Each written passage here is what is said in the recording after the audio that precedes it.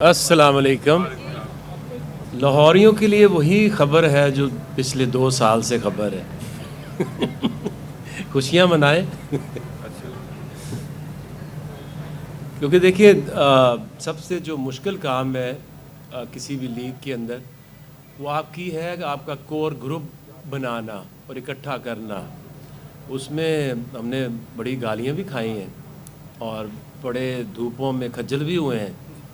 So finally जिस चीज़ के ऊपर हम लगे हुए थे अल्हम्दुलिल्लाह पिछले 3 साल से अगर आप देखें 3 साल से तो एक जो कोर ग्रुप है वो आपका होना, और अगर वो आपके प्लेटफॉर्म से ही वो इस्टेब्लिश हो तो वो जो एक कनेक्ट है वो टीम के साथ जो है वो बहुत ज़बरदस्त होता है। आपकी बात में फ़खर को ले लिया, आप मज़ीद किस खिलाड़ी को लेने की तमन्ना पूरे पीएसएल में से इस पर नज़र बनी हुई है और इस दफ़ा यकीनी तौर पर मुकाबला सब कुछ हुआ तो खास प्लानिंग आप लोगों ने मज़ीद की बेहतर आपको फिर इसके बाद में ट्रॉफी जीते। देखिए उसमें नाम लूँगा तो अंदर बूटी चली जाएगी। आपको ये बता सकता हूँ कि देखिए सबसे पहले आपने जो आपकी टॉप पिक्स होती है उसमें आपने अपनी फ़ाइनल 11 बनानी होती है। जो जो गैप्स हैं उनको आप फिल करते जाते हो। जब आपकी टीम बन जाती है तो अमूमन आप उसको ना सिल्वर की एक आधी पिक में अपनी टीम 11 कंप्लीट कर लेते हैं। उसके बाद फिर आपने जाना होता है अपने बैकअप्स के ऊपर, क्योंकि ये बहुत जल्दी मैचेस होते हैं। जैसे लाहौर के जो है पहले 10 दिन में 6 मैचेस होने हैं, तो उसमें आपके पास ऑप्शन होनी बहुत ज़रूरी है। ऑलराउंडर है तो आपके पास बैकअप में भी हो उसका रिप्लेसमेंट। फास्ट बॉलर्स के लिए तो बहुत ज़रूरी होता है बैकअप रखना, और सबसे इम्पॉर्टेंट होता है आपका इमर्जिंग प्लेयर, क्योंकि वो तो आपने एक खिलाना ही खिलाना है। तो ये बड़ा क्रिटिकल होता है। और जहाँ तक हम बड़े कंफर्टेबल अभी तक चले आ रहे हैं, स्टार्टिंग फ्रॉम हारिस रऊफ़, हमारा अपना ही ट्रेंड हुआ इमर्जिंग आता है। उसको पता होता है जिस तरह से वो ट्रेंड हो रहा होता है कि क्या रिक्वायरमेंट है, क्या उसका फोकस होना चाहिए और क्या रोल उसे जाके टीम में मिलेगा। राशिद खान के हवाले से क्या कॉम्बिनेशन परफेक्ट होगा आपका और दूसरे सारी एडवांटेज दूसरी को आपने दिया तो उनकी जो वर्ल्ड कप में परफॉर्मेंस थी उसके उसको देखते हुए लिया या कोई आउट ऑफ द बॉक्स आपकी आपने लॉरी नहीं देखिए जो आपका पहला सवाल था कि राशिद खान का, देखिए राशिद खान एक ऐसा प्लेयर है कि अगर दुनिया में कोई भी लीग हो और एक प्लेयर आपको चुनने की आपके पास ऑप्शन हो तो वो राशिद खान ही होगा। उसकी कमी तो मेरा नहीं ख्याल कोई भी दुनिया का प्लेयर कर सकता है, बट इंजरीज आती रहती हैं। बट राशिद खान जो है वो कलंदर्स फैमिली का एक हिस्सा है, और गेम से बढ़ के कोई चीज़ें होती हैं। सो आई थिंक अभी नहीं खेलेगा, अगले साल खेल लेगा।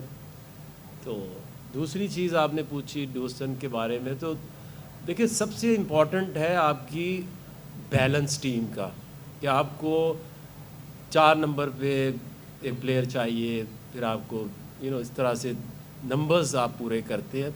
नाम एट टाइम्स मैटर नहीं करते, बट ड्यूसन ने जिस तरह का वो एक्सपीरियंस प्लेयर है और जिस तरह से उसने परफॉर्मेंसेस दी हैं, आई थिंक हमारे लिए तो ये एक बेस्ट पिक जो आप कह सकते हैं वो ड्यूसन की है।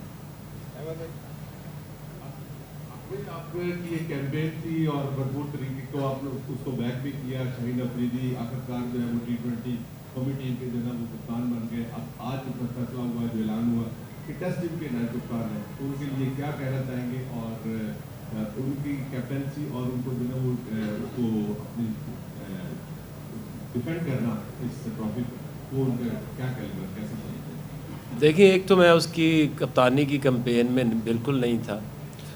उसकी एक वजह है कि चूँकि शाहीन ने करियर हमारे साथ शुरू किया इस फ्रेंचाइज से और एक दुनिया का सुपरस्टार बन गया। अगर ये किसी और भी टीम का होता तो क्या आपका जो T20 का कप्तान है उसकी सिलेक्शन और उसकी कप्तानी के लिए कंसीडर करना, ये PSL से बड़ा कोई प्लेटफॉर्म तो हो नहीं सकता। जो पीएसएल में परफॉर्मेंस देता है आउटस्टैंडिंग 1-2 साल में, आप उसको पाकिस्तानी टीम तक लेके जाते हैं। इसी तरह अगर शाहीन ने जिस तरह से कप्तानी की है 2 सीजन्स में, वो किसी भी फ्रेंचाइज का होता तो मैं उसको उतना ही सपोर्ट करता, बट लकी है कि वो लाहौर के कप्तान हैं। और मैं समझता हूँ कि जो उसका माइंडसेट है वो ख़ासा डिफरेंट है जो मैं बाकी लोगों को रीसेंट पास में भी देखा है। क्योंकि कप्तानी के लिए जब उसको कप्तान हमने भी बनाया था तो बहुत सारे लोगों ने ये कहा था कि इस एज में उसको कप्तान बना के उसकी गेम ख़राब ना ये हो जाए, उसकी बॉलिंग ना ख़राब हो जाए। बट लोगों को आइडिया नहीं होता, लोग जो है आपकी अकल जो है वो उम्र के हिसाब से नापते हैं। हालांकि जो गेम सेंस है, जो आपकी इंटेलिजेंस है, वो उसका एज से कोई ताल्लुक़ नहीं है। कई लोग बड़ी जल्दी ज़िंदगी में मैच्योर हो जाते हैं। और जब हमने कप्तान बनाया था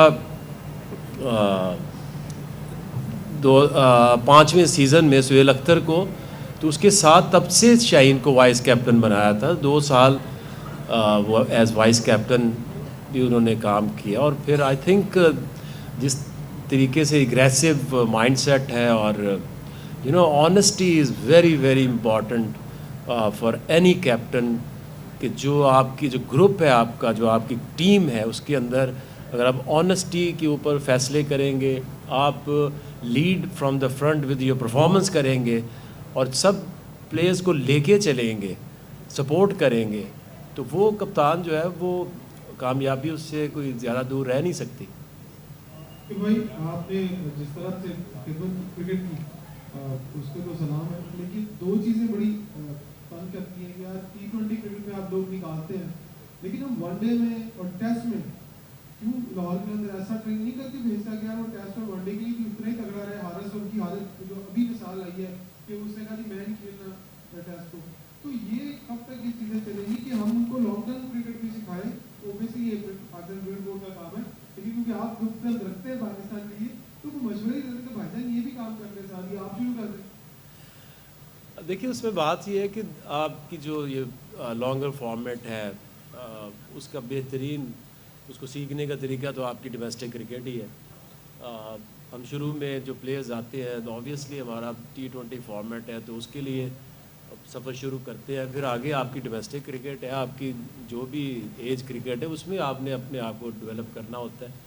लेकिन अब हमने इसका पहला स्टेप तो लिया है। ज़िम्बाब्वे जो क्रिकेट है उससे हमारा 10 इयर्स एक डेवलपमेंट का कॉन्ट्रैक्ट हुआ है, जिसमें उनके 8 प्लेयर पाकिस्तान आए हुए थे, 3-4 महीने ट्रेनिंग करके गए हैं वापस। और हमने 5 to start with 5 fast bowler भेजे हैं ज़िम्बाब्वे। उनकी 5 जो फर्स्ट क्लास टीम में उनसे खेलेंगे। तो जब वो पूरा सीज़न खेलेंगे, वहाँ 4 डे भी खेलेंगे, 50 ओवर भी खेलेंगे, तो डेफिनेटली वो अपने आप को लॉन्गर वर्जन में ट्रेन कर जाएंगे। अच्छा, तो ये बताइए कि हमने पीछे काफ़ी देखा वर्ल्ड कप के अंदर, खास करके पाकिस्तानी स्पिनर्स के ऊपर काफ़ी चर्चा होती है कि स्पिनर जो है वो काम के नहीं है, हमारे पास स्पिनर कोई काम नहीं है। तो कलेक्टर जिस तरह से PDP के अंदर हर साल 150 वाला बॉलर ढूंढ के देता है पाकिस्तान, तो स्पिनर इस तरह है कि जो आने वाले वक्त में पाकिस्तान के काम आए। जी बिल्कुल, इस दफ़ा आप एक सरप्राइज़ सबके लिए रखा हुआ है, क्योंकि जो जो हमें गैप्स नज़र आते हैं, हमारे पास ख़ासा टैलेंट है जो ग्रूम होता रहता है। तो फिर रख तो हम सिर्फ 2 ही सकते हैं, 1-2 ही आप लेके आ सकते हैं। बट आई थिंक कि अपनी टीम को देखते हुए वो जो गैप्स हैं उनके लिए हम कोशिश करते हैं कि उसको फिल करें और आगे जाके वो टैलेंट जो है पाकिस्तान के भी काम आए। Thank you.